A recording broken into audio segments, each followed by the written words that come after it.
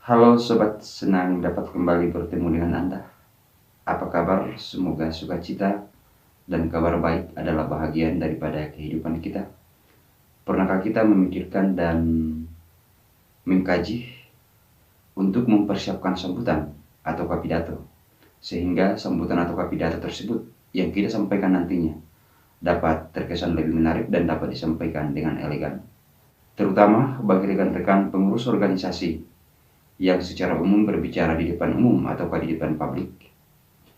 Oleh karena itu, lewat video ini kita akan sharing untuk mengenal beberapa hal yang harus diperhatikan dan harus dipahami sebelum menyampaikan pidato atau sambutan, sehingga pidato atau sambutan tersebut dapat disampaikan dengan menarik dan juga disampaikan dengan elegan.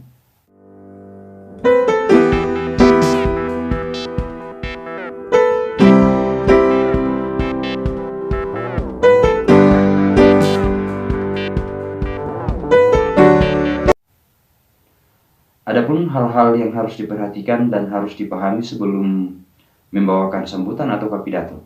Yang pertama adalah sebelum menyampaikan pidato atau sambutan, maka terlebih dahulu harus memahami kondisi pelaksanaan kegiatan, mengetahui tema dan juga subtema pelaksanaan kegiatan. Hal tersebut akan memandu atau akan menjadi dasar untuk membuat sambutan atau pidato yang akan disampaikan nantinya, terutama telah memahami kondisi sesuai dengan peserta atau audiens yang hadir dalam pelaksanaan kegiatan tersebut. Ketika telah memahami kondisi audiens atau peserta pelaksanaan kegiatan, maka ini akan mempermudah untuk menyesuaikan bahasa yang dapat dipahami oleh seluruh peserta atau audiens, sehingga dengan demikian pidato atau sambutan yang kita sampaikan dapat lebih mudah dipahami oleh seluruh peserta yang hadir dalam pelaksanaan kegiatan. Yang kedua adalah sebelum menyampaikan pidato atau sambutan, maka tentunya telah memastikan stamina yang lebih baik dan juga telah berpenampilan menarik, seperti telah memakai kostum yang rapi dan juga sesuai dengan kondisi pelaksanaan kegiatan. Ketika telah memiliki stamina yang baik dan juga telah berpenampilan menarik, maka tentunya adalah merupakan faktor pendukung untuk membangun kepercayaan diri pada saat akan menyampaikan pidato atau sambutan. Yang ketiga adalah setelah memahami kondisi pelaksanaan kegiatan, terutama telah memahami tema atau subtema pelaksanaan kegiatan, maka langkah selanjutnya yang harus dipersiapkan sebelum membawakan pidato atau sambutan adalah tentunya membuat naskah atau teks yang akan dijadikan acuan pada saat akan membawakan sambutan nantinya.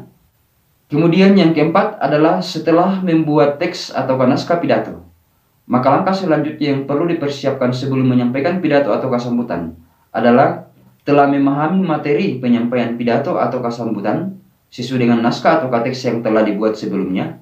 Memahami materi penyampaian pidato atau sambutan tersebut bukanlah dimaksudkan untuk menghafal seluruh materi yang telah dibuat dalam bentuk teks atau naskah, tetapi memahami poin-poin penting atau garis-garis besar sebagai dasar dalam penyampaian pidato atau sambutan nantinya.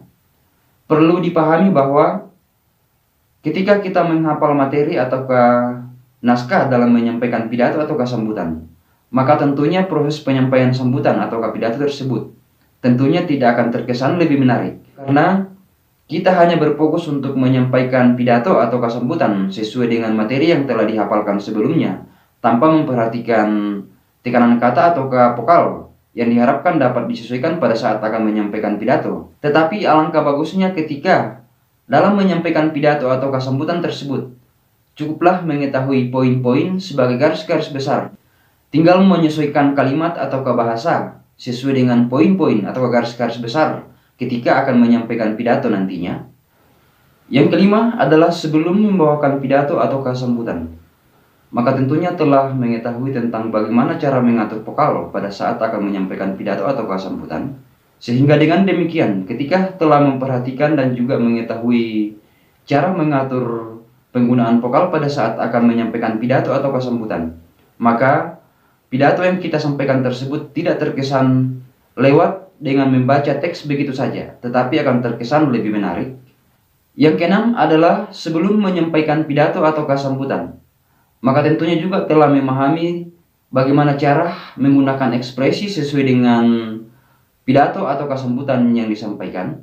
Ekspresi dimaksudkan untuk menyesuaikan gerakan anggota tubuh atau bagian-bagian tubuh sesuai dengan isi pidato atau materi pidato yang disampaikan. Ketika akan menyampaikan inti pidato tentang penghargaan-penghargaan atas pencapaian-pencapaian yang dicapai oleh pengurus organisasi, maka dapat disertai dengan gerakan tubuh seperti dapat mengajukan jempol dan juga dapat disertai dengan menggunakan tepuk tangan. Begitupun juga ketika menyampaikan pidato atau sambutan tersebut memberikan semangat sesuai dengan pidato yang disampaikan, maka dapat mengangkat tangan sebagai tanda semangat. Yang ketujuh adalah sebelum membawakan atau menyampaikan pidato atau sambutan, maka haruslah dipahami terlebih dahulu bahwa untuk menyampaikan pidato atau sambutan tersebut diharapkan dapat membangun komunikasi dua arah.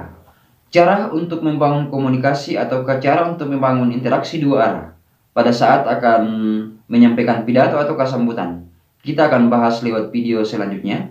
Kemudian yang kedelapan, yang merupakan hal penting yang harus diperhatikan sebelum menyampaikan pidato atau sambutan adalah pidato atau sambutan tersebut dapat disampaikan dengan singkat, padat, dan tepat. Hal tersebut dimaksudkan agar selain dalam menyampaikan pidato tidak memakan waktu yang begitu lama, pidato yang disampaikan tersebut juga dapat dipahami oleh seluruh peserta yang hadir dan tidak merasa bosan.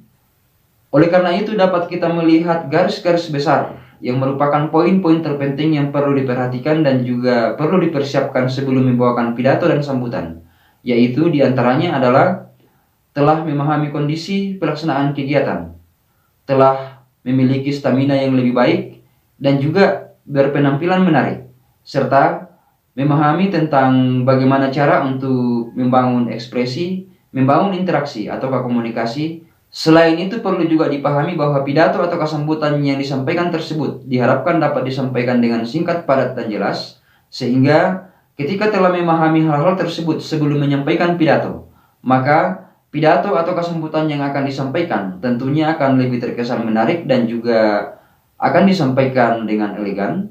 Semoga bermanfaat dan perkenankan saya menyapa sobat dan teman-teman yang telah mendukung channel ini. Dan bagi sobat dan teman-teman yang baru melihat dan baru berkunjung dan berkerinduan untuk belajar seputaran organisasi, silakan bergabung dengan saya melalui channel tutorial organisasi. Dan jangan lupa untuk mengklik dan menonton salah satu video yang akan ditampilkan di akhir video ini. Salam kompak penuh persahabatan dan terima kasih sudah menonton.